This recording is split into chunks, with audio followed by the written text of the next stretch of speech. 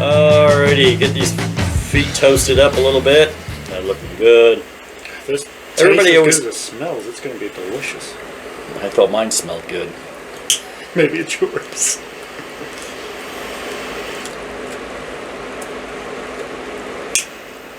Oh. Oh.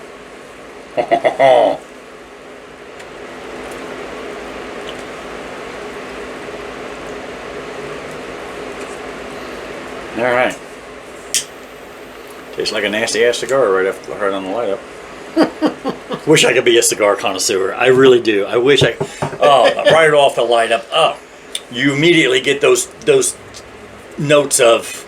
It's like no. I actually did off of this one. Yeah, shut up. I did get the caramel and all that right off the light up, but some of that might be in the sweetness on the tip, because I think this actually has a sweetened tip on it. What are you smoking? Right into it. Or should be? I don't care. Forgive my oh, what did he say? Unprofessionalism. Unprofessionality. Yes. I guess we actually should talk about our sponsor right off the bat, right? Oh yeah. Sponsor. Badass Beard Care. I got mine in. Does mine look wonderful? I got the oil and the balm in because I haven't oiled mine in a while. So I was like, yeah, I'll use the balm tonight and make it. Who told you to put on the balm? Soak in the moisture a little bit more than just the oil. Did I tell you to use the balm? A little Seinfeld reference there. I put in the oil.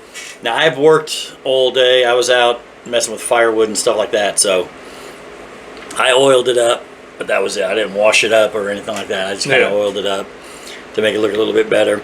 Now, I just used the oil, and I used the original blend today, because the original blend, I find, is probably the least scented of them all. You know what I'm saying? It is one of the lightest scents they have. Yeah, it's not overbearing, and because I was going to be smoking a brand new cigar that I've never smoked before, I thought, I don't want too much extra coming off this, into my nostrils. Yeah. So I didn't want a really heavy scented beard oil, because I want to be able to make sure I'm getting the flavor off the cigar. So that's why I kind of I just used the original for today. Didn't use any on the mustache either. I just put it down here in the beard. Normally I'll put it a little up here. I did not, just for that reason. I didn't want it right under my nose. Right. Just so I could try out this cigar. So tell us a little bit about Badass Beard Care. How can we order our stuff? Yep. We can order stuff. We can save money and make money for the Steel Horse Thunder Show. Correct. So in the description of the episode, as always, on the Facebook page, you can find it under the sponsor logos and all that. There is a direct link to badassbeardcare.com, but it's a special link. So when you click on the link in the description, go through whatever you're wanting to buy and everything, you get to the checkout, you're going to put in Steel Horse for the discount code. I'm pretty sure you can use Steel Horse as a discount code for any time you go there, whether you use this link or not. But this link is what is special for us. That link is what you put in Steel Horse, gives everybody 10% off their purchase, and it also gives us a commission kickback from that purchase. Nice. I'm pretty sure the commission is strictly from the link, and Steel Horse is just the discount code to get the 10% off. So we do appreciate every time you use that special link. Anywhere you find it, whether it's on our Facebook page, YouTube channel, wherever you see us promoting Badass Beard Care, you're going to see that link along with their logo and all that. But yeah, that link helps make us money, and Steel Horse and the discount code saves you 10% off your purchase. Win-win for us. I mean, right. I would use it anytime I can save 10%. I mean, how many times have I waited to go shop at Menards and waited for their 11% off? Right. It's like, the way I look at it, 11%, you're saving your sales tax, is what I said. That's what I do all the time. When I first started riding motorcycles again, I took my, a hiatus raising children. But when I got back on the motorcycle again, back 25 years ago, I used to order a lot of stuff from one of the Chicago Harley-Davidson dealers because I could get a better price from them. And you didn't have to pay sales tax. You had to pay shipping. Right. But it was like, all right, so I'm getting a better price. I'm not paying sales tax. So the little bit and back then, 25 years ago, shipping didn't cost like it is nowadays. Right. Nowadays, most of the time, it costs more to ship it than it does to buy the product. Yeah. But yeah, I like saving money. So Badass Beard Care, man. Mm-hmm. If you got a beard, you need to get Badass Beard Care, and they got a lot of stuff. You've tried their deodorants now. Yeah, we have shampoos deodorant here. They have shampoos that I use all the time. So it's just a good product. So thank you, Badass Beard Care. Thank you for being veteran-owned and being made right here in the good old USA. Oh, yeah. Well, Wes, here we are. We're in December, brother. Christmas is going to be here in just a few weeks. Hard to believe. Just finished up our Thanksgiving traditions and stuff, and now we're already looking to Christmas time. So, Cameraman Wes, what are you smoking today? I am smoking the M by Macanudo. First time smoking this one. I have smoked another Macanudo one time. This one is their coffee flavored one, which until my trip to Savannah earlier this year, I didn't even know that Macanudo had a flavored cigar. Right. But M by Macanudo coffee has an Indonesian wrapper, a Philippine binder, which I've never heard of before, and a Nicaraguan filler. It says it's mellow to medium. It's definitely on the mellow end. Yeah. So far, I mean, it's not like we've gotten that far in, but definitely on the lighter side. It's going into the sweet spot right away, though. Get right there, man. To me, that's the sweet spot. That way down to about halfway down. Mm-hmm. Absolute favorite part of a cigar. On occasion, you can get one that is still good all the way down, and you're holding on to it. Had a buddy over here at the cafe last weekend, and we were smoking cigars, and he's a big Fuente fan, and so I was like, dude, I got some Fuentes in the humidor if you want one. He's like, you know what? I'll try. I will have one. Because he normally doesn't smoke a whole lot, you know what I mean?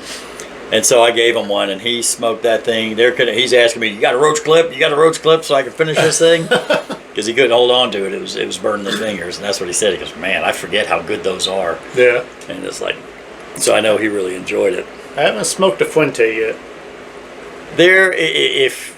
If you want a Cuban type of cigar, that's Fuente. I mean, the closest thing you're going to find to the Cuban stuff is going to be a Fuente. Okay. They're out of the Dominican Republic, so most of their stuff is Dominican stuff. Mm-hmm. They do use a lot of Cameroon wrappers. A lot of theirs uses a Cameroon wrap leaf and then Dominican binder and filler. Yeah. But they've got some out there. The 858, which has been around for decades. It comes in at like $7.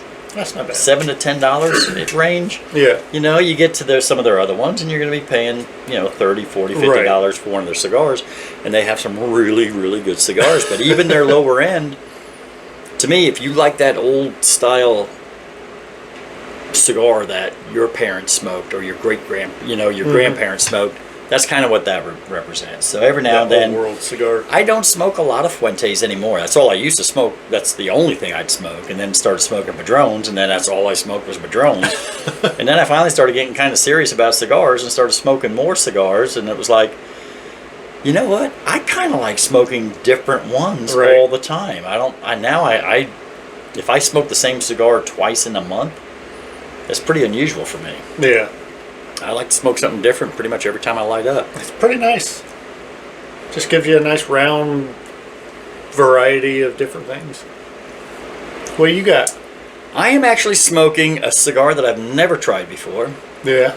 I have smoked Kristoff, is a Midwestern company just outside of Chicago, correct? Yep. So the Kristoff Cigar Company, I've smoked their Vengeance. Okay. I've had that a few times. It's a medium to full body. It's got some pepper notes and stuff like that. This is actually called the Kristoff Guardrail. Now, you and I, we went to Gillespie Cigar Bar in Martinsville, Indiana. Uh-huh. They had a Kristoff representative there. Yeah. And we were able to talk to them. So we started picking out different Kristoff cigars. This is the one he actually gave me. It was like if you buy five... Right. If you buy 5 cigars, they're going to give you an extra one for free or whatever. And between the two of us, we purchased 5 cigars, so we got a free one. Uh-huh. This was actually the free one. And as I got looking at it, I thought Guardrail, that's kind of a weird name. And then I looked on the label, it actually has handlebars. It's a motorcycle handlebars on it. Huh. And I was like, oh, well, that's kind of cool. There's kind of got to be a backstory then that's related to motorcycles. Right.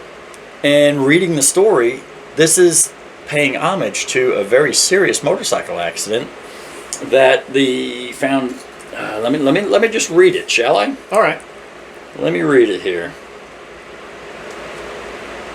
But yeah, it was just kind of cool when I saw there was actually a story behind it.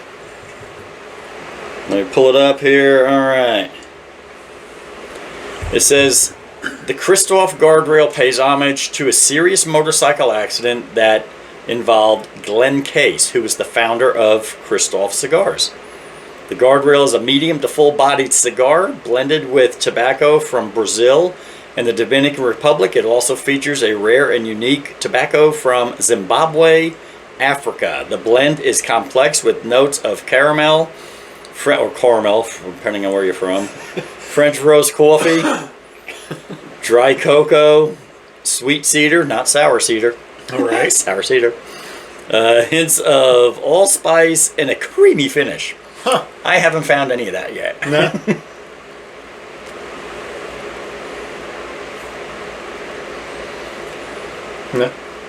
No. No. Just grass and hay. Grass and hay. What is it? The wrapper is Brazilian, which you know me. I love the Maduros. I love the Brazilian. So this is a Brazilian Maduro wrapper. So anytime I hear Brazil, it's like, oh, you know, some of my favorite cigars all have Brazil wrappers or a Brazil binder, one of the two. So it's got a Brazilian Maduro wrapper. It's got a Dominican Republic binder, and then the filler is Dominican and Zimbabwe. So it's medium to full, much closer to medium than it is full. Yeah. But I am a sucker for a cigar with, anytime I hear Brazil, Yeah. I get pretty excited. Yeah. I also like the San Andreas Mexican wrappers as well. And you know, you get a Brazilian Maduro with that dark leaf. You know, the San Andreas is those black cigars. Yeah. And there's just something about them that are just fantastic. And they go. I can drink pretty much anything with it. But I'll be honest, when I drink smoking anything with the Brazilian, this is actually one of the lighter, milder Brazilian wrappers I've ever had. Oh yeah. But it actually pairs well with a black cherry soda. Huh. I think it's IBC, whatever. They have their different flavors. Their black cherry soda actually pairs really well. Huh. One of my favorite all-time go-to cigars is the CAO Brasilia. And what I do is here at the cafe in the spring, we have blackberries that grow. So we have we got wild blackberries, and then we have tame blackberries. Right. The thornless blackberries that are growing on a trellis and all that. And I have found that when I'm smoking one of those CAO Brasilias, which I do smoke quite often, they come in. I just go over there and pick a handful of blackberries. Yeah. And I'll sit there and eat some of those blackberries and then take a drag, and it's so good. So I tried it with the black cherry soda. It actually works pretty good with black cherry soda. Huh. Who knew? But yeah, we're going to have to get in touch with the Kristoff company. They're right here. I mean, Chicago's not that far of a drive. 3.5 hours. Yeah. I guess they were on the north side, so 3.5, 4 hours away. Yeah. Midwest, motorcycles. Obviously, he's an avid motorcyclist who had a pretty serious crash. I would love to be able to get in touch with them. Right. That'd be really cool. Because I'll be honest, this is actually a pretty darn good cigar.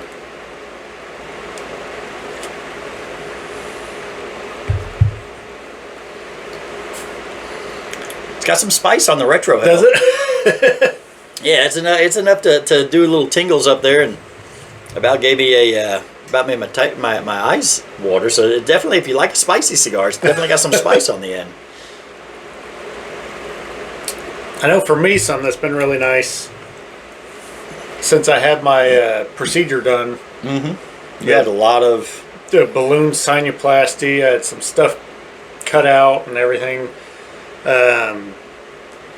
Like I can actually smell the cigar, like the different notes in the cigar, where before I couldn't with any of that. And I was like, I thought I could smell things just fine. They're like, oh, you'll be able to smell things much better now. I'm like, I don't have any issues with that. Apparently I did, because I can smell this cigar. Like, it's pretty cool. I knew one of them smelled really good when they were at the light up. Smelled real good. And Macanudo, I mean, my gosh. The Macanudo Cafe has been a classic for years and years and years. I mean, it's still one of those. Yes, I do have a tendency to gravitate towards the dark, stronger cigars.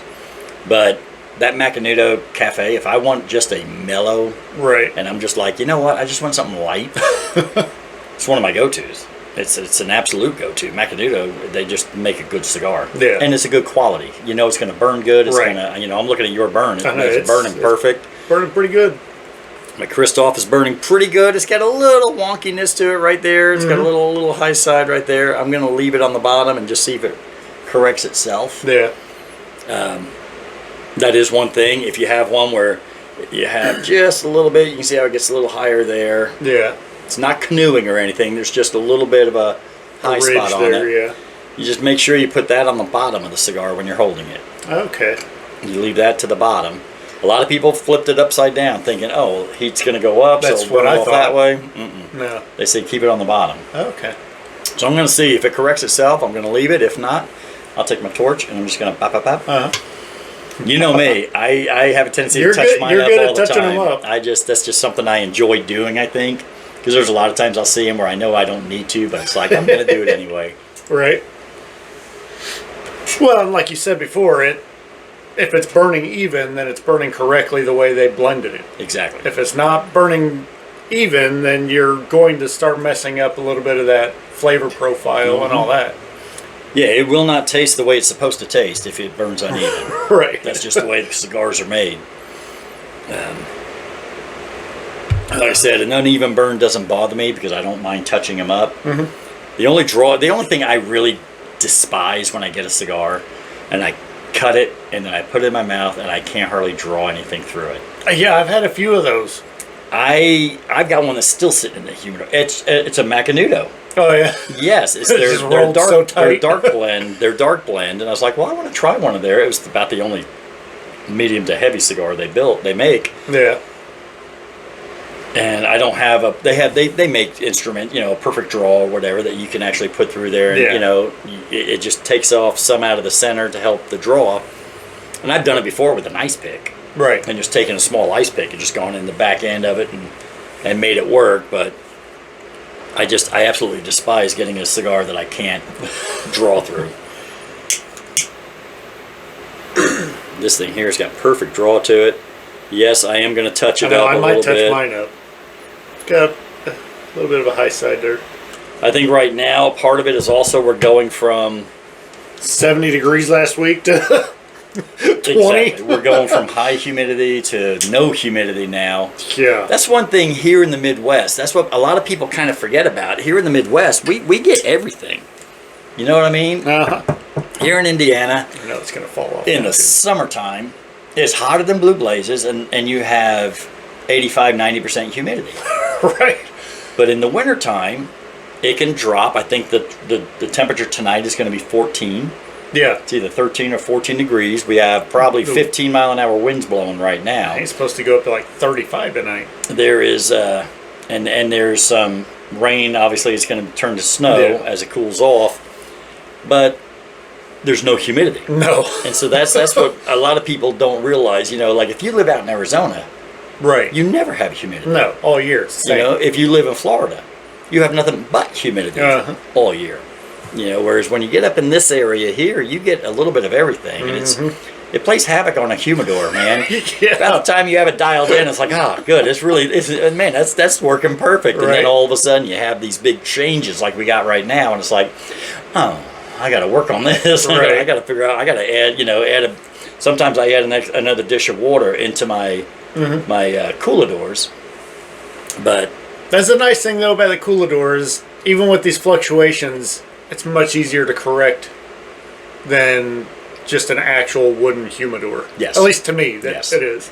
yes, I would agree. They don't get that far out of whack. No. I will say right now, this is really getting into a nice spot of the cigar. Yeah.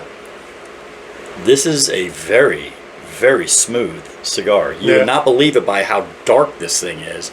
And I don't know if you can see the darkness of this, but this is a very dark cigar. It's pretty much the darkest brown you can have before actually having to say that it's black. Black? Yeah. But I mean, it's extremely smooth. Oh yeah. Yeah. I mean, maybe I just burn out my nostrils when I retrohaled it that last time. Yeah. I took a pretty big retrohale. It was like, whoo, it lit me up. I could feel the pepper in there. It's just nice to be able to smoke and breathe out of my nose at the same time. Yeah. Yeah, I don't know that I'd be retrohaling if I were you, since you No, just no, had, I don't do since that. you just had. I am December, just over a month since I had the procedure done. Mm-hmm. So I have my, what is it, I think technically it's my 5-week checkup next week, but it's really like 6 weeks out or something. Okay. But I will say this. I read off all the notes that you get out of this. yeah. And whether it's because I put that in my head, because I don't taste notes, but I can actually taste a little bit of caramel. Yeah. I get a little bit of that caramel, and I get a little bit of that, what they would call cedar. Only because I've worked with a lot of cedar wood, you know, working with cedar and stuff Yeah. like that. It's like, I do get that now. Mm-hmm. I don't get cocoa. I don't get any of that other stuff. I don't know what allspice is, so. It's not all the spices. No. I No. mean, I was thinking Somebody was a little arrogant when they named that one. I was thinking Old Spice at first. I was like, oh, don't Spice. smell like the Old Spice. I used Old Spice before. Don't smell like Old Spice. That's pretty good. All right, so we're coming out of Thanksgiving. Uh-huh. How was it? It was nice. Good food. Got to celebrate with family and friends. Thanksgiving was fun. Mm-hmm. Had a good time Thanksgiving. And I enjoy Thanksgiving. And we actually had 2 this year because Cindy's mom and dad, you know, her mom's not in the best shape now. Right. And barring a miracle, probably her last Thanksgiving. And so we all got together on Friday over there so we could spend time with her and stuff. And I just know how much it meant to them. Right. And it ended up being fun. Yeah. We had a good time over there. Mm-hmm. And so yeah, got 2 Thanksgiving dinners in. I've eaten plenty of turkey, that's for sure. But now we're getting ready for Christmas. We're getting amped up for Christmas. You're big on Christmas. I can remember there was a time before you had kids and grandkids in your house. Right. There was, 3 Christmas trees, and they're usually up by The day after Halloween. July 5th. I've only put trees up before Halloween one time. Generally, I try to wait until the day after Halloween, and then they're all up. Believe it or not, I have 0 decorations up right now. 0. 0. Well, I decorated the cafe Yeah. the way I always decorate the cafe. Uh-huh. The 2 lights out front, one's red and one's green. And the 2 Right. lights out back, and the back, one's red and one's green. Yep. That's As far as it goes anymore, yes. Yep, that's as far as it goes. Do you know there was one time, I used to laugh at people that leave their lights up all year round. I was like, God, can you get any lazier? And then one year we were in a rental house, and next thing I know, we had a frigid winter. And so it was just too darn cold to go out and take the lights down. So by the time it started to warm up a little bit, it was like, we're end of March, beginning of April. And it's like, gosh, why would I take them down now? We're 6 months away. We're going to be right back into, you know what I mean? Right. So it was like, I'm just going to leave them up. I'm going to be that lazy person. Left them up all year. Ended up moving December 12th. Had to take all the lights down. I think I would have just left them up. Move into the new house and put all the lights back up again. So yeah, that was my only time I ever got lazy and decided just to leave them up. I had to take them down anyway. If this thing's gonna fall off at some point. It's holding a pretty good ash. See, to me, that's the sign of a good cigar. Right. The ash is holding on there nice and tight, and you see all that smoke come off of it. I mean, I like it when you get when they produce a lot of smoke and stuff. It just, to me, you get more flavor that way. So now something you're doing, you're smoking that one there. That's probably the ring gauge on that. I'm gonna guess. Should be. It 40, looks like a Corona. 48 maybe. Probably. 46, 48, somewhere around there. Whereas this right here is a 54. Now the majority of my cigars I usually smoke a Toro, which is going to be about 6 inches. This is a 5.5 inch. Yeah. With a 54-inch ring gauge. But I'll be honest, I started smoking in like a lot of the Fuentes or skinnier cigars. Yeah. Well, you figure you use less filler tobacco with this. Right. So therefore, when you're smoking it, you are going to taste the wrapper leaf a lot more. You're going to taste that binder leaf a lot more. And I have found I'm starting to find myself smoking skinnier cigars. Generally, it's a Toro, so it's going to be a 6 inch, and it's going to be usually a 52 or 54-inch ring gauge, which is what I normally smoke. I have my Mark Twains that are 60-inch ring gauges, so they're big, fat cigars, which are good cigars. They're cheap cigars, but they're good. They burn good. They taste good. Yeah. But my God, 6 inches long with a 60-inch ring gauge, it's cigar. A lot of cigar. Those are cigars where you're only paying $4 a stick for them when I buy them by the box, you know what I mean? So there's times I only smoke half of that cigar, and I don't feel bad at all by only smoking half. My normal go-to is the Girl with No Name. And that's a big cigar. And that's a pretty big cigar. It's a 52 Toro. Yeah. That's a big, fat cigar. The tobacco, I think the tobacco's the same size as that. Because that's my other go-to. Yeah. The Cafe Corretto. Not the Dolce. That was a mistake. Just stick with what you like on that one. Now, see, you got one of those Cohiba Reds. Have you tried one of those yet? I have not. That has been in my humidor since you got it for me. Oh, okay. So that's the one you got me. I've had it for a while. You have had it for a while because I bought another round of those since that one there. So yeah, it's one of those where I really wanted to smoke it, but I had also gotten this procedure lined up, and I was like, you know what? Some of these more expensive ones, I think I want to wait until afterwards so I really get to enjoy it and see. And I know it's going to fall off because it's blowing out the side. It's still on there, kind of good. It's a good cigar. It's got a Cameroon wrapper as well. That African Cameroon wrapper, which I like a lot. It's a pretty darn good cigar. Yeah. Yeah. They're not cheap. I'm going to guess that one's about a $25 cigar. Yeah. $30 somewhere around. I think that was a 20, 25. There was another Cohiba I got that was right at $30 a cigar. Again, I don't pay that price. No. I get them at discounts. But, right. All right, so we're talking about Christmas.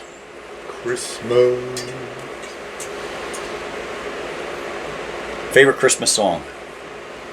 Favorite Christmas song? Sometimes let me do this. Let me do it this way. Okay. Hold up. Your favorite Christmas song, whether it's a church song, whether it's whatever, and then your favorite Christmas song, radio. Okay. Radio. You know what I mean? A song that you hear on the radio, one that you'll hear on the radio as well. Yeah. But so yeah. I say growing up, we went to a Christian school, and it was kind of an old school Christian school, so we sang a lot of hymnals and stuff when we had like chapel and all that. And my name being Charles Wesley, a certain Charles Wesley wrote "Hark the Herald Angels Sing," and so in my head that just always was my favorite, because it was like when I had to open the hymnal, it would have my name over it. But for some reason, I just always liked that one.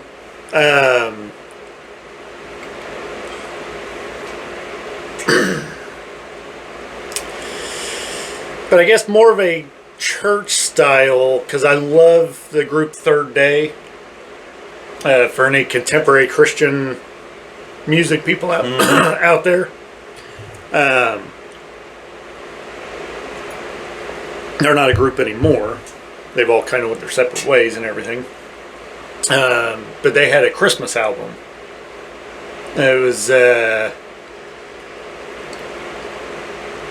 what was the name of that album? I don't remember what the name of the album was. But they do a version of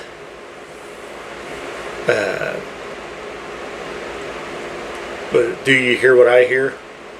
Oh, okay. And not the Little Drummer Boy. Dominic the Donkey? It's not Dominic the Donkey. But it's Do you hear what I hear? I do hear you hear me. But their version, I love their version of that song. I don't know why, and I think just Mac Powell, the lead singer, had such a different voice compared to a lot of male singers out there. He just had such a unique voice, and the way they did everything in that song just was really cool and different. But outside of that, that's actually kind of difficult.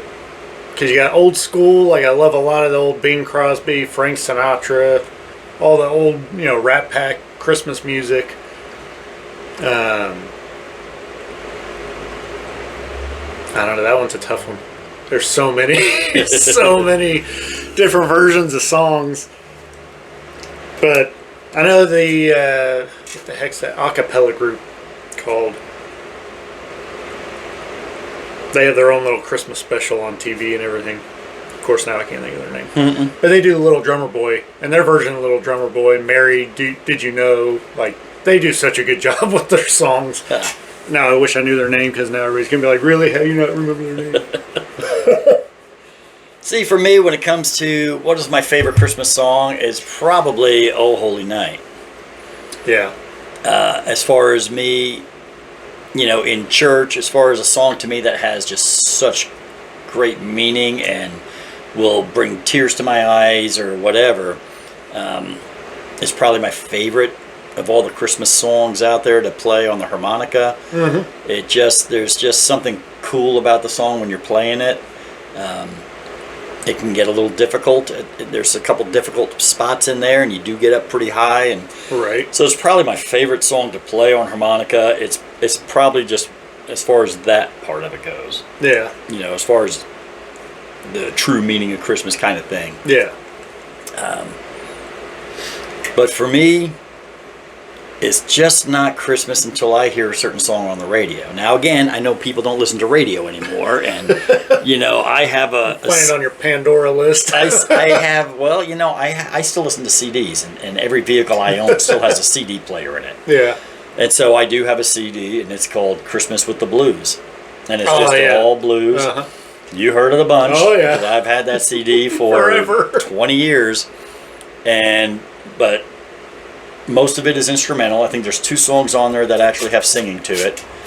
All the rest are all instrumental. It has "Oh Holy Night" and has a phenomenal.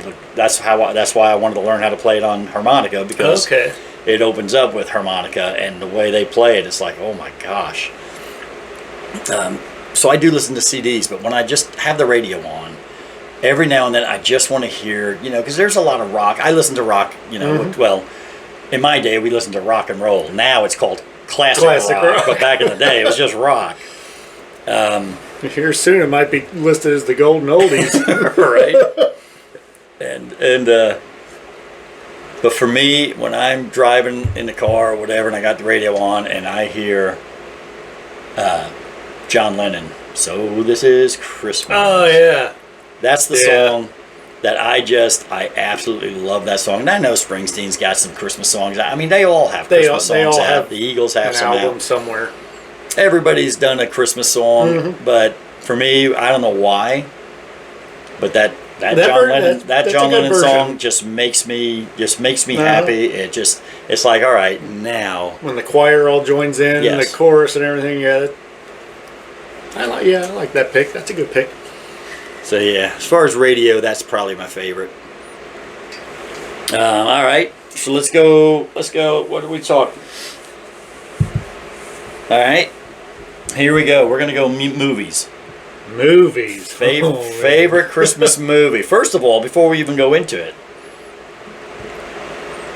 do you consider Die Hard to be a Christmas movie? Well, if you don't say yes, you're wrong. I did Pentatonics. Oh, okay. Make sure I say that. Yes. I'm not getting called out for not knowing Pentatonics. I know Pentatonics. Just blew over my head. And don't get me wrong. We have gone to see the Trans-Siberian Orchestra many, many, many times. And when they do their Turbulent Bells or whatever it's called. Technically, that's... I don't even remember what it's not Carol of the Bells. They do a version of Carol of the Bells, but that song itself is actually called something else, the one that everybody knows. And when you're in the second row next to the guitarist rocking it out, it's kind of hard not to be your favorite song. Dude, I made eye contact with the crazy lady with the fiddle. It was like, damn, we just made eye contact. I kind of feel like I can say now I dated her. Technically, you'd have to say those were front row seats because they were at the angle. There were steps and then the stage. So, right. I mean, it was technically, that was... pretty spectacular. Pretty spectacular, yeah. But yeah, when you can make eye contact with them, especially when you're in a place like Market Square, like Cambridge. Can say, what do they call it now? Cambridge Fieldhouse. Cambridge Fieldhouse. So you're in a big environment, right. You know what I mean? You're 30,000 strong inside there. Yeah. You know, it's different when you're going to a nightclub. Yeah. You expect to be able to be up close, but man, when you go to a big arena right. and you're still making eye contact and you know that they actually acknowledge that you made eye contact. Acknowledge you where they smile and they say hey, and you're like, dang. So yeah, I love all that stuff too. Yeah. I don't want to exclude them because Trans-Siberian Orchestra, man, if you've never seen the Trans-Siberian Orchestra, you have to do it. That is a bucket list. Yes. That is literally a bucket list. You have to see them. And after you see them the first time, you can sit in the nosebleeds and you're going to be blown away by it. And even if you sit in the nosebleeds your first time, that's what I mean. You're still blown away by it. That's what I mean. Every time. Anywhere you sit in the building at a TSO concert, they do not... I lost the word. I'm they don't disappoint. They don't disappoint. No, they do not. And the laser light show is phenomenal. If you like laser light shows. Yeah, super cool. All right, so we're done with the songs. Movies. So you don't think Die Hard is a Christmas movie? Personally, I don't. But I did watch the roast of Bruce Willis. It was about 5 years ago they did that. Because I know now, I mean, he can't do anything now. Well, now it'd be cruel. Yeah. I mean, it sucks what's happened with him. Yeah. Because he was always one of my favorite actors just because nobody thought he was an actor. And I personally loved pretty much all the stuff he was in. But he said himself at the roast of Bruce Willis that Die Hard is a Christmas movie. So if he said it, then that's what it has to be. I don't think it is. That's the whole reason he was in the Nakatomi building was because it was Christmas. Yeah, it was during the Christmas party when everything went awry. So yeah, and to me it is. I always do say it's absolutely one of my favorite Christmas movies. It's one that I do try to watch. I know Cindy's favorite movie is It's a Wonderful Life. Yes. Again, classic. Right. Very few people are going to argue that one. Right. You know, Miracle on 34th Street is going to be right there with It's a Wonderful Life. But dear God, you can only watch that movie so many times. It's a long movie. For the day it came out, and yeah. I mean, that was not normal to have a long movie back then. You gotta start watching it right after Thanksgiving if you want to get done with it by Christmas time. It's like, dear God. Every time I watch it, I forget just how long the movie is. Like, man. So what's your favorite Christmas movie? My favorite Christmas movie... I mean, there's so many good ones out there, right. But in all honesty, and it's a fairly new one, I call it new. I don't know, it may be old by now, but I still think of it as a new movie. But it's got to be Elf. You know that movie just turned 20 years old last year. It's not that. Yeah. Elf? Yeah. Yeah, they had the special edition case and everything last year on DVD sets because it was 20 years old. 10 years maybe? No? I'm pretty sure it was 2000 and... It may have been 2003. Well, yeah, 2003 would be... Dude, if I had I'm good with movies. If I had a guest right now, I'd be hollering, all right, Cameraman Wes. I'm good with movies. 2003. Are you kidding me? No. The Jim Carrey How the Grinch Stole Christmas came out in 2000. The Jim Carrey version. I think of that as being new, and the kids are like, that's our Grinch. I'm like, what? No, that's mine. What are you talking about? Then it's like, oh, crap. No, mine really is the cartoon Grinch, isn't it? Well, I'll be darned. All right, so I guess I didn't pick that new of a Christmas movie. I got a good one. You probably won't even guess it. Bad Santa? I've honestly never actually seen Bad Santa.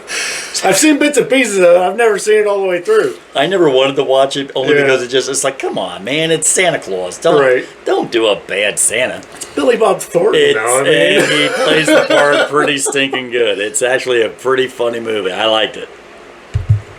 All right, so your favorite Christmas movie? I don't know if it's my favorite, but it's definitely top 5. And my wife makes fun of me every year for watching it. Because she had never seen it. Never even heard of it.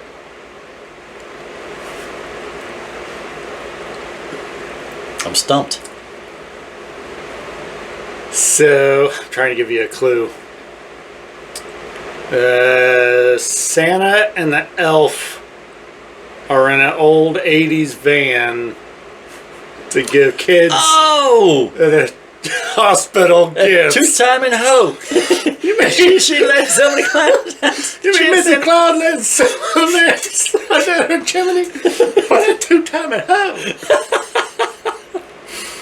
I'll be home for Christmas. Is that what I was going to say? I don't even know the name of that movie. And most people have no clue that that's a Disney movie. Yeah.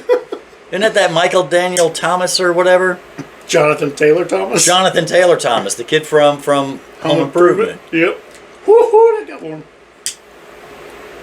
Yep. Dude, I forgot all about that. Yeah, had you not said van, I never would have even picked that up. And it was like, oh.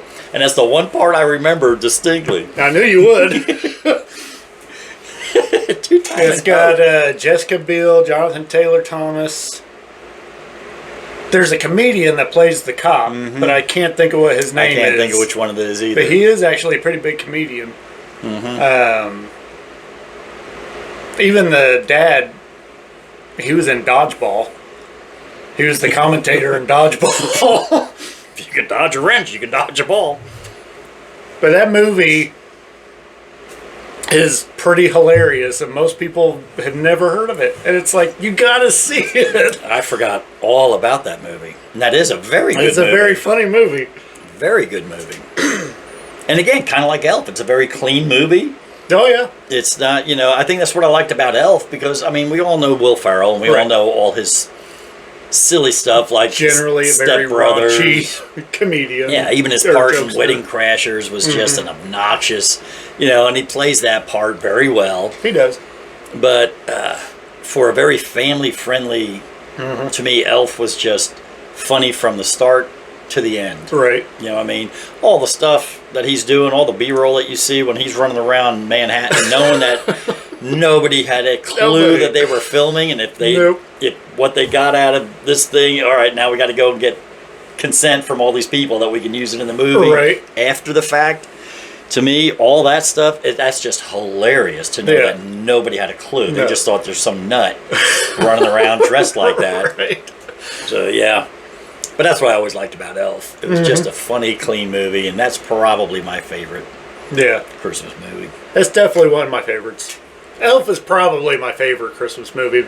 Top 5, I'll Be Home for Christmas is in there. Every Christmas Eve, we sit in the living room and watch Polar Express with the kids. Do you know I finally watched that? Oh, yeah? For the first time. That's actually a pretty good movie, too. It is a pretty good movie. Yeah. Yeah, I was actually impressed. All right, now let's get away from the movies and just go Christmas show. Doesn't necessarily have to be a movie, but what you'd see on TV. You know, whether it's a classic like, you know, Rudolph the Red-Nosed Reindeer. Oh, okay, like all the old claymation ones. Yeah, all that. The ones that you only got to see one time a year back in the day. And it could be a new one now. Yeah, back when I was growing up, if Rudolph came on, if you didn't watch it, you waited until next Christmas before you got to see it again. You know, and it was always Rudolph and Frosty the Snowman. But if you didn't watch them when they came on that one time, you had, you know, it was only on one of those 3 channels that we got back in those days. God, that one's tough because the original Grinch was one of those. Yep. So you got the Grinch, you got Charlie Brown Christmas, you got the one I sent you a picture of last night, the Burgermeister Burger. Santa Claus is coming to town. Noise. That one's tough. I mean, I've always loved the Grinch. I don't know why. But then you got Charlie Brown. It's hard to beat Charlie Brown's Christmas. Lights, please. Sure, Charlie Brown. I can tell you the meaning of Christmas. Nickels. Love the sound of the cold hard cash. For me, it's very hard to beat Charlie Brown's Christmas. Right. It really is. But again, so you say, you know, you're not gonna put in Rudolph the Red-Nosed Reindeer. You're not gonna do Frosty the Snowman. Happy birthday. Yeah, that one I can't pick. I would probably say Charlie Brown's Christmas, but again, the Grinch is right there. Right. You know, Cindy, the co-host of the Steel Horse, Cindy is a tiny little lady. And we've all called her Cindy Lou Who forever. Everybody has called her Cindy Lou Who. Unless you're Bubba Blackwell, then it's the Squint-Eyed Squaw. Right.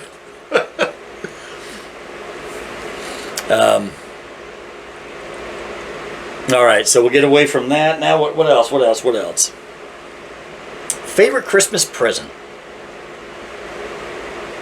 Favorite Christmas present? Now, again, you're how old? 35? 36? 36. 36. I think 36. So 36 years of Christmas presents. Can you pick a favorite? Pick an old one, pick a present day one. Or, you know, an adult. Right. You know what I mean? Do you have a present when you were a kid that you just, when you think of Christmas as a child? Honestly, growing up, one of the things in it, I had a lot of Nerf guns. And every Christmas, I always got even if it was just a cheap one, just a small one, stocking stuffer kind of thing. But we'd always get one, and then we would have a Nerf gun battle in the house. And that was literally like the highlight of Christmas every year, was getting one of the new ones. You play around, then I'd go and get one of mine that was a little more expensive that I got for like a birthday or something. And then we just have this all-out battle across the house. That would definitely have to be my favorite growing up as a kid. Yes. Although the air hockey table and flinging hockey pucks across the garage, singing Dominic the Donkey. Jiggity jig. Definitely two of the more fond memories. There's those two. Oh, That's funny. That is funny. But you know what's so cool about that? Here you are rattling off just a couple toys. Some of them were just stocking stuffer toys, and yet another one is a air hockey table. Right. You know what I mean? It's like you both spectrums. So a really big present and a little tiny one that brought a memory that you still carry with you. Mm-hmm. As far as adult, that we can talk about on the. That one's tough. It is tough, and you know why? This is my thought. Because you're not a kid anymore? Because I started thinking about it too. What would be my favorite that's not since I've been an adult? And right. What happens is when we become adults, most of the time, our gifts are not surprises. Yeah, it's things stuff that we specifically either need or we've specifically asked for, and that's what we're expecting to get already. Yeah, because a lot of times the element of surprise is gone as you're an adult. It is more things of, because in all honesty, socks and underwear. Because I was thinking, as far as adult, I mean, I got to be honest. I got one of my new Cooladors last year for Christmas for my cigars. I did as well. And that was it's like, all right, that's probably my favorite. Right. But I also remember one year I got the title to my motorcycle in a box. Yeah. And found out that my motorcycle had been paid off in full without my knowledge. Mm-hmm. And actually got the title to my motorcycle that I'd been paying on for, 15 years. Right. And it was like, damn, best Christmas present I ever got in my entire life. But it's not like it was like, I can't think of one that I was surprised by. You know what I'm saying? Right. That's hard to think of when you're an adult. Which is, part of why where they get the whole, the Christmas spirit and all that as you get older tends to kind of go down or go away. It gets focused into the kids and stuff you can get for the kids and grandkids and great grandkids and. I can't wait for the grandkids to be. I think next year will be the first year that they'll really kind of understand more of what is going on. Mm-hmm. Because the two oldest ones are two now.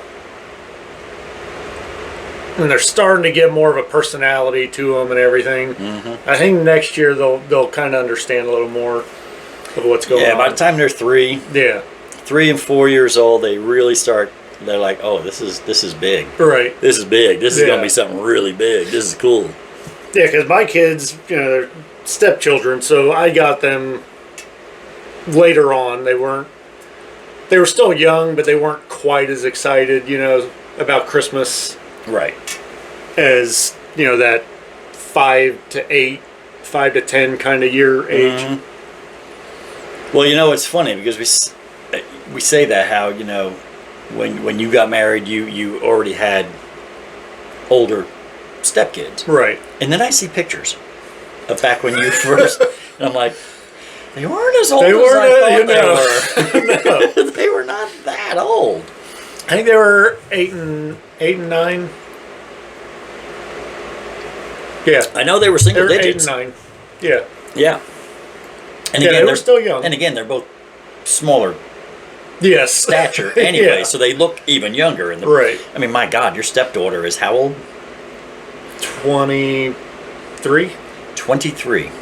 And she can still go trick-or-treating. Oh, yeah. And nobody will ever think anything like other than 12. She's a 12-year-old kid. And she's had 2 children of her own. Mm-hmm. For me, you want to know what some of my favorite? Now, growing up, I was born in 1961. Right. Growing up, the special time of Christmas, the 60s and 70s. It was, because since I was born in 61, I mean, I was, almost 10 years old by the time the 70s rolled around. Right. You know what I mean? So it was like, I wasn't a little kid. Mm-mm. But I do remember the Apollo missions were the big thing. Landing on the moon. And all that stuff with the Apollo missions. And I remember I had a thing called Johnny Astro. Mm-hmm. And it was like a balloon. But it had NASA written on it and stuff. All it was. Dude, It's a freaking fan. It's a little fan that's in a little case, only it's blowing straight up. So you put the balloon over top of it. Guess what? It stays up there, and you could do it like this, and the balloon would move outward or come inward. Thought that was the coolest damn present ever. I remember my Johnny Astro, and I think I remember that more only because I actually have a picture of me playing with it that I've seen over all the years. Right. But as far as the coolest as a kid, had to be my Evel Knievel.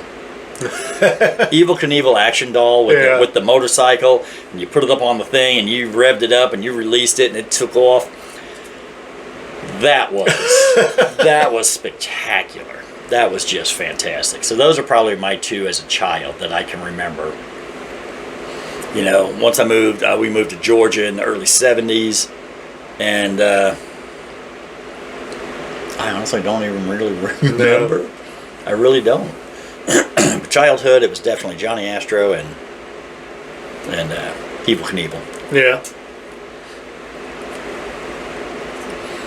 What about memories? You got certain memories of Christmas memories, or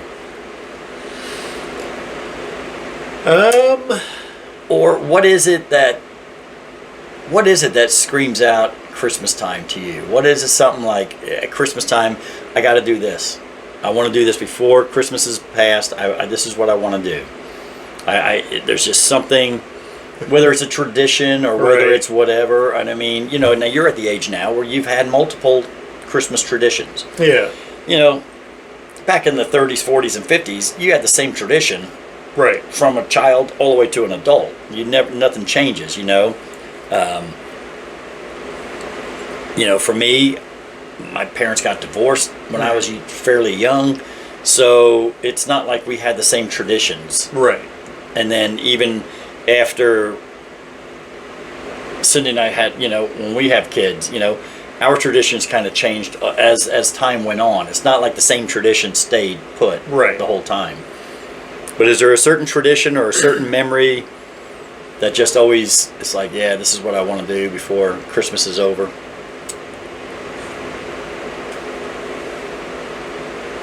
You want me to go first on this one? So I can kind of explain better what I'm actually saying? I think I know what you're saying. For me,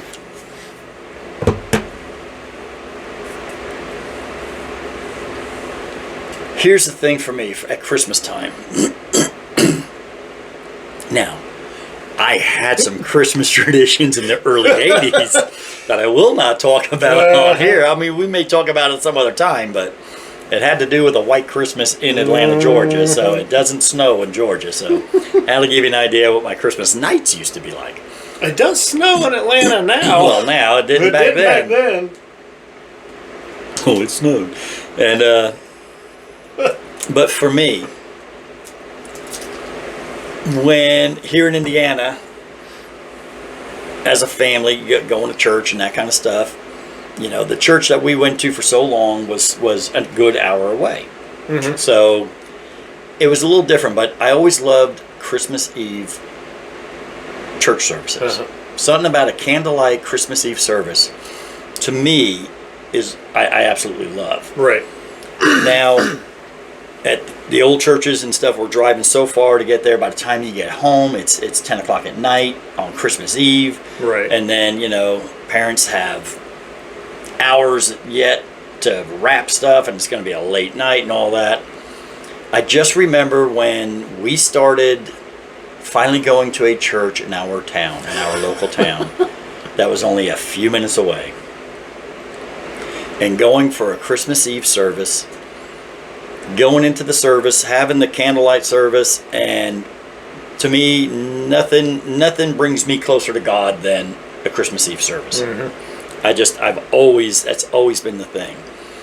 You go on Christmas Eve and you take an hour out of your time or whatever it is, and you do that, and it's like all the hustle and bustle is gone. Mm-hmm. Now you're focused on what Christmas is really all about. If you're a born-again Christian, right? If you're a Christian, Christmas is all about the birth of Jesus Christ. Mm-hmm. So you can go and it's like all the chaos and all the crap and all the shopping and all the garbage is gone. Right. You go in there, you focus on what you're doing, you have a great time.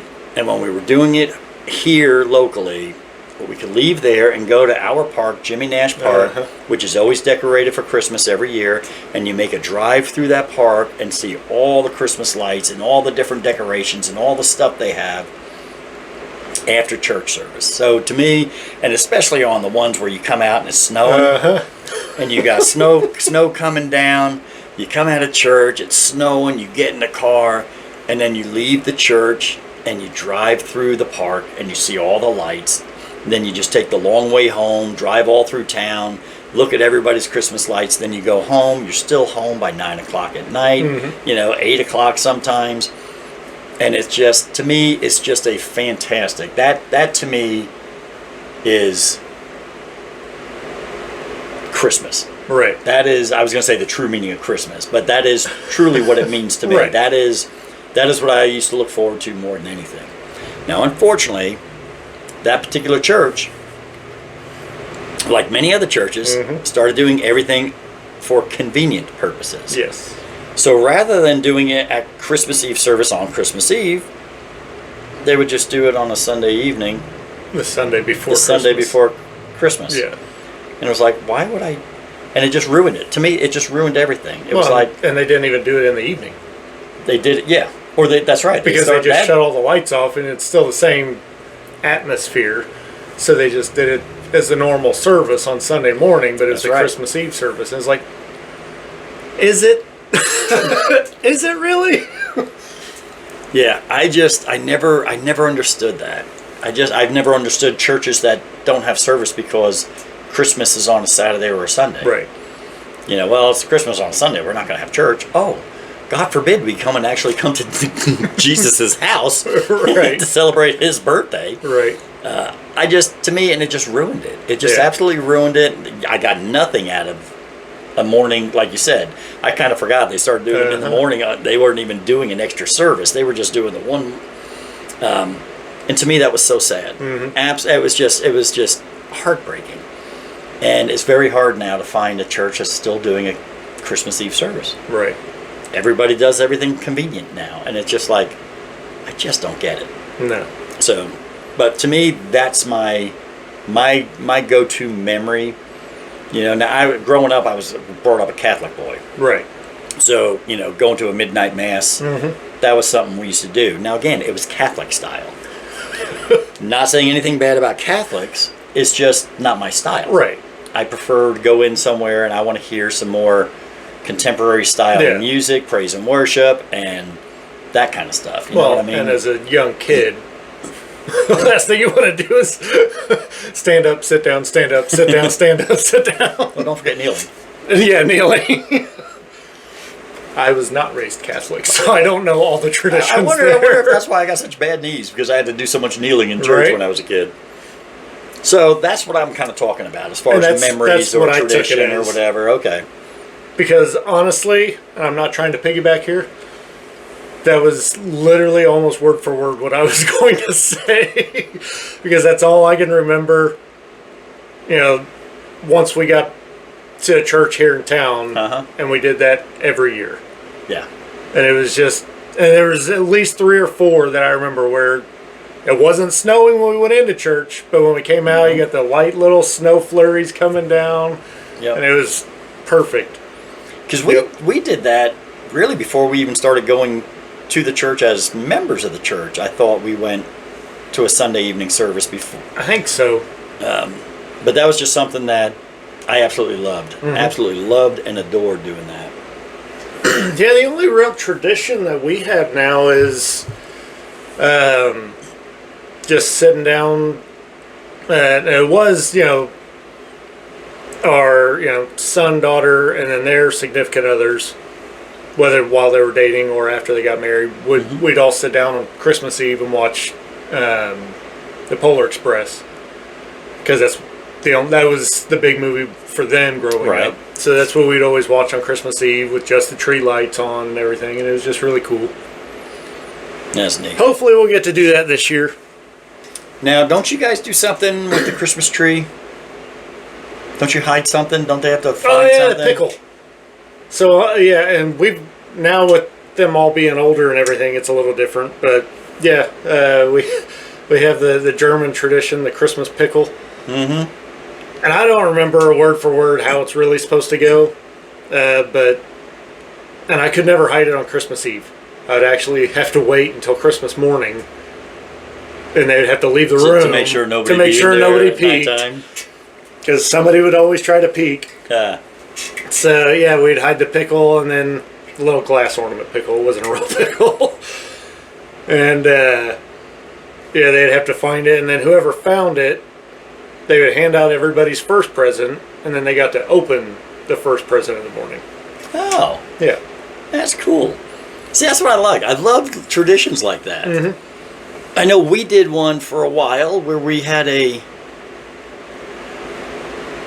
envelope in the tree. The envelope in the tree. Mm-hmm. I do remember doing that. What was in the envelope? So each year you pick a family or a charity or something that was in need, and part of the money that you were going to use towards Christmas would go to that family in need or a charity that was in need. I always thought that was a fantastic thing. You know, we just had the motorcycle ride Circle City Toy Run here in Indianapolis, and that's what they do. It's for the Salvation Army for their Angel Tree program. Yeah. And they bring all these toys. You know what I mean? And it's like, and dude, you've been there. You have filmed some of these where, I mean, you're talking a dump truck. Right. You're talking 4 or 5 cargo trailers and, you know, pickup trucks just full.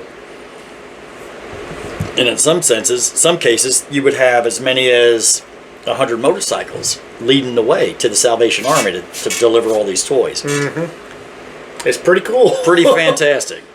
Pretty fantastic. And you know, I love that with the motorcycle community. They're always doing stuff like that.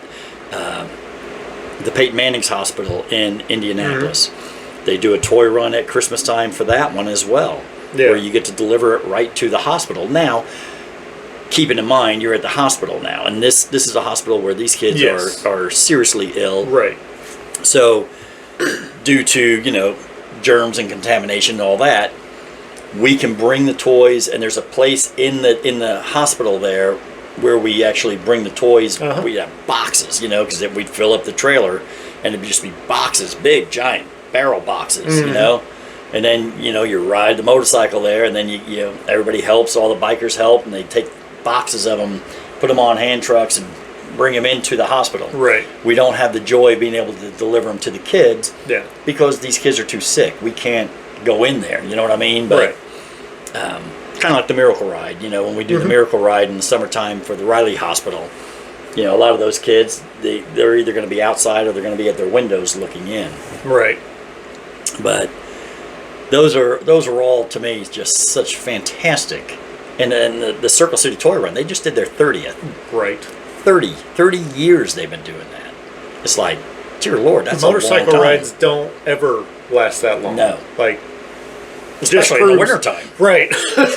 It just proves how far the motorcycle community always goes.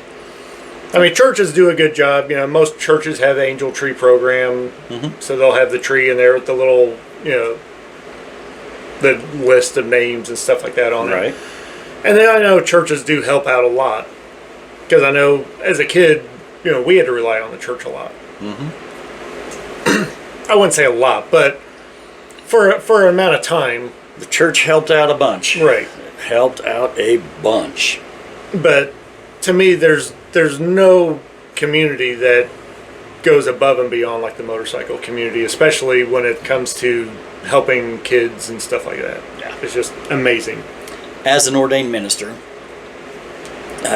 like yourself, you've been brought up and raised up in the church. You know, the majority of my life centered around church. It doesn't as much now. Now it's through the motorcycle community, still doing the same work we were doing in the church. We're just now doing it in the motorcycle community now. And part of that might be because of my sour feelings of now we can't do Christmas Eve service on Christmas Eve anymore. I don't know. That kind of stuff just wears me out. I don't fit inside a church building very well. Yeah. What you see is what you get with me. You know what I mean? It's like, I wear a lot of different hats, don't get me wrong. That's why they put you in the light center.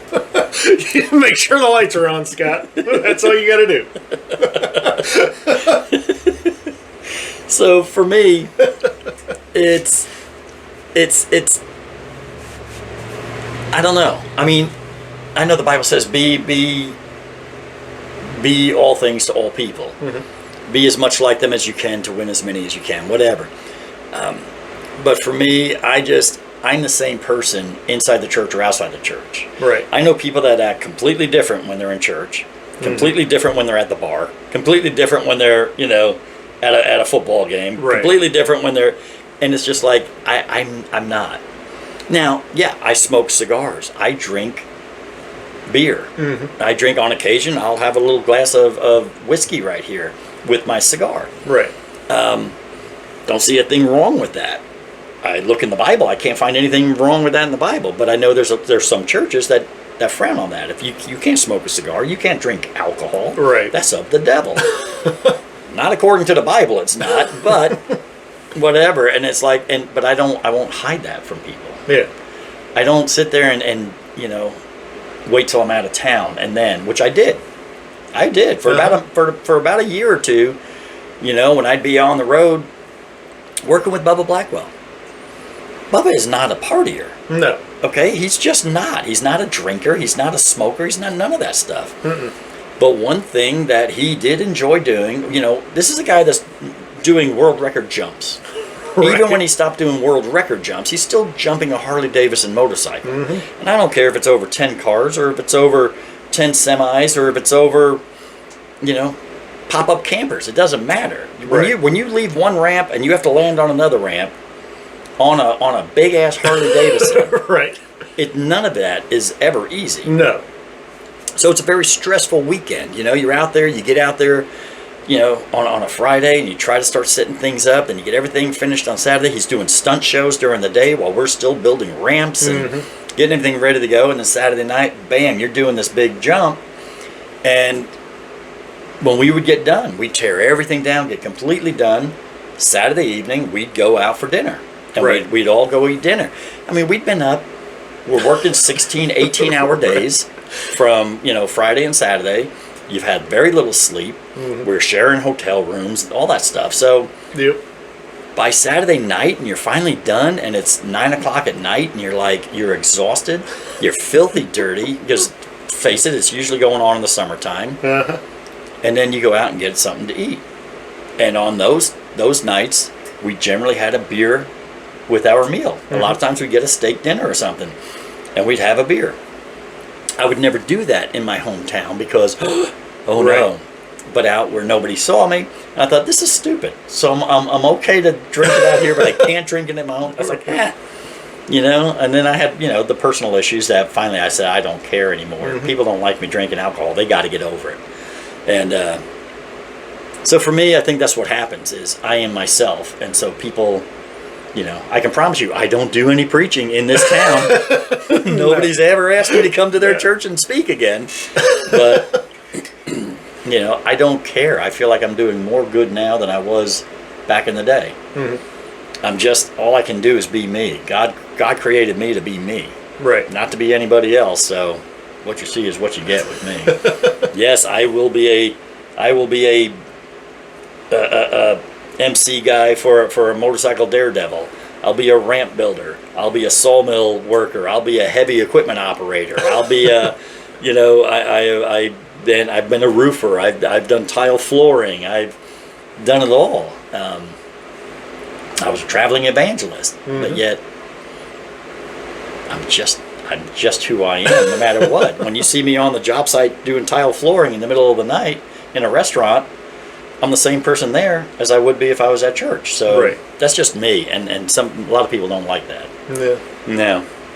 I don't know how we even got on that. I don't know. The beauty of podcasting. Yes. Well, here we are now. I'm finishing up on my cigar, and I will say this. Pretty good? I am not disappointed. I definitely want to get in touch with the Kristoff Cigar Company and talk with them. This being the Guardrail, this being a motorcycle cigar, us doing a motorcycle show. You know, I had CAO makes the ape hangers, or it's one of them's a roadkill, but it's all the Steel Horse cigar, flathead Steel Horse cigars, and I bought a box unseen, and I was thoroughly disappointed. Love CAO cigars. I smoke a ton of their cigars, and their flathead series got 96 rating. It was like, all right, well, it's the same. They're just, now it's for the motorcycle. They didn't burn worth a crap. They wouldn't stay lit. Maybe they thought you were going to smoke it on the motorcycle, and why should you put that much effort into it if you're on the bike smoking it? I don't know, and I thought for sure that's going to be our flagship. It's called Steel Horse. Right. Our show's Steel Horse Thunder. Of course, it's a match made in heaven, and I just did not care for it. I know it's a cool looking cigar. It's a good looking cigar. Good wrapper. And it's not that. I mean, not wrapper, but label. Good, right? Good label. So this right here has been fantastic. Extremely smooth. It is definitely medium. I wouldn't even say medium to full. I would say strictly medium. But it's the one thing I'll notice about this. I did touch it up that one time. I haven't had to relight this. It has burned really good. This has almost like when you're drinking a specialty beer. You know, if you go out to like Cedar Creek, like we go to out there, and I go to their brewery, and I try their beers. A lot of your craft beers are almost dry, like a wine almost. When you drink them, they kind of dry. Your mouth gets dry. I have noticed that with this cigar right here. Okay. It has dried my mouth out. That's the only, if I had to deduct any points, that creamy finish they say at the end, I would not say it's a creamy finish. Yeah. To me, it's more of a drier type of finish. Not that it leaves a bad taste in your mouth. I just notice I'm like, now I'm talking a lot too. Yeah. And I know that has something to do with it. But generally when I'm drinking, especially when I'm drinking something like this, where I'm drinking a black cherry soda, it has a tendency to keep my mouth moist, whereas this one, it has dried out a little bit. Yeah. Oh, I didn't even realize I asked at some point. But again, if I wasn't talking so much, maybe it wouldn't dry out so much. Might not be so bad. But as far as flavor goes, very good flavor. Very consistent all the way through the burn. I don't taste the peppers much now. It's not as hot. If I retrohale now, it's not going to make my eyes water. Yeah. So it has mellowed out even more as I've gotten into this last half of it. But I definitely want to get in touch with them and see what we can do about maybe getting them on board and letting this become our new flagship cigar. That'd be pretty cool.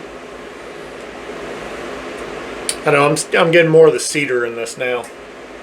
The caramel and that coffee part has died out. Now it's more of just the cedar. And you did pair it with a coffee. I did. Pretty good? Yeah. Worked out pretty nice. Decaf Colombian, since I got to be up in, 10 hours or so. Right. Yeah, decaf was probably a good choice. Yes. Probably a good choice. Well, I can't think of anything else. We went through our whole Christmas time. Anything else you want to add?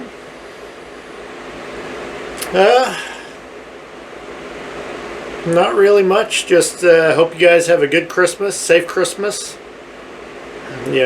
Spend it with your family, spend it with your friends. I know a lot of people do have a hard time during the holidays.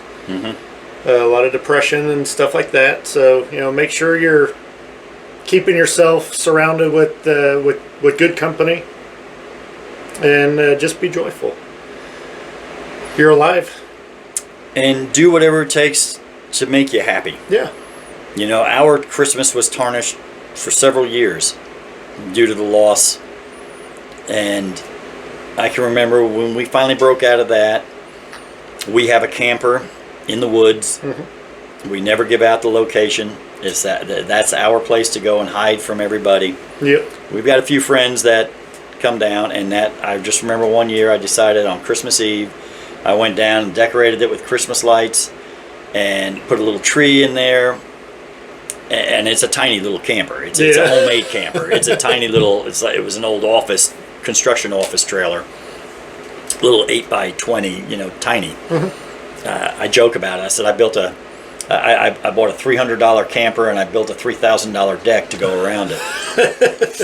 And I just remember one year, and this has been probably, at least 10 years now. It's got to be at least 10 years. On Christmas Eve, drove Cindy down there. And we pulled up, and the place was lit up with Christmas lights. And went inside. There was a Christmas tree. There was little presents, And I'm talking presents like going to Big Lots and buying a $6 cheap ass necklace and just little stuff. Things. But just to have it decorated with little and it changed the holidays for us from that point on. Yeah. Cindy could finally enjoy the holiday. And actually, it put a smile on her face, and that's kind of been our tradition now for the last. It's got to be about 10 years now. I think so. At least 10 years, because I think we've had the camper down there now for 14 or 15 years. It was just a couple years in, so yeah, probably 10, 12 years now. That's been our tradition. Finally went out. Finally went out, and I've done a lot of talking, so I'm impressed. Mine went out twice, but it was just a quick touch and it came back up. I'll relight that here when we get done. But that's the thing. You got to find something that works. Find something that makes you happy. Find something that brings you joy. Even if you have a loss of a loved one or whatever, it can weigh it down and take everything away. And then we finally had to find something that worked, and that's what worked for us. There's been a couple years it's gotten so cold. We've had a couple Christmas Eves where the wind chills were 30 below zero. Right. I'm not going down there. But if it's 30 degrees out, we got a big fire pit out there and everything else, and we'll get a big fire going and stoke it up big time and sit around the fire and bring in Christmas Eve. A few years ago, I remember telling Cindy, all I want to do, I want to get a good fire going. I want to sit around the fire and I want to play harmonica. Yeah. I want to play "Oh Holy Night" on the harmonica around the fire. And we did it. And it was wonderful. And so that's been our tradition. And like I said, I think there was 2 years we couldn't do it just because the weather was just horrific. Too bad, yeah. And then we'd go down a week later or something like that, and that's the one thing anymore. Here in Indiana, it's not like winter stays around for 4 or 5 months like it used to. Now, you get it for a week, it goes away for a week. You get it for a week. Right. How many times have we seen Christmas time where we've got 2.5 feet of snow on Christmas, and then by New Year's Eve, it's all gone. All gone. All gone. Everything's gone. Rivers rise. And you have to keep a cooler outside with cold beers or whatever. Yeah. Other years it's like you're putting beers in the cooler so they don't freeze sitting outside. Right. Yeah, it's crazy. Absolutely crazy. All right, man. We just want to thank Ladendorf Law, Ladendorf, Fregiato, and Bigler and Badler than ever. I want to thank their personal injury lawyer. And then I also want to thank Krambo's Motorcycle Shop out in Greencastle. Roy Rogers Heating and Air in Indianapolis. And, of course, our podcast sponsor, Badass Beard Care. Yep. It's been fun. They've been on board most of this year. Yeah, most of this year now, yeah. Most of this year. So it's been a lot of fun. Yep. The next time you and I get together on this podcast will be 2025. Right. Hard to believe. So, again, everybody have a very Merry Christmas. Happy Hanukkah. Happy Kwanzaa. Boxing Day. Boxing Day. That around there? Yeah, it is. Or just go play the lottery if you don't believe in any of the other stuff. It doesn't matter. Have a good time. And we'll see you guys again. If we get somebody on board, we may have another one at the end of this month. But if not, we'll see you guys in 2025. Thank you so much for tuning in. Yeah. Wes, Merry Christmas. You too.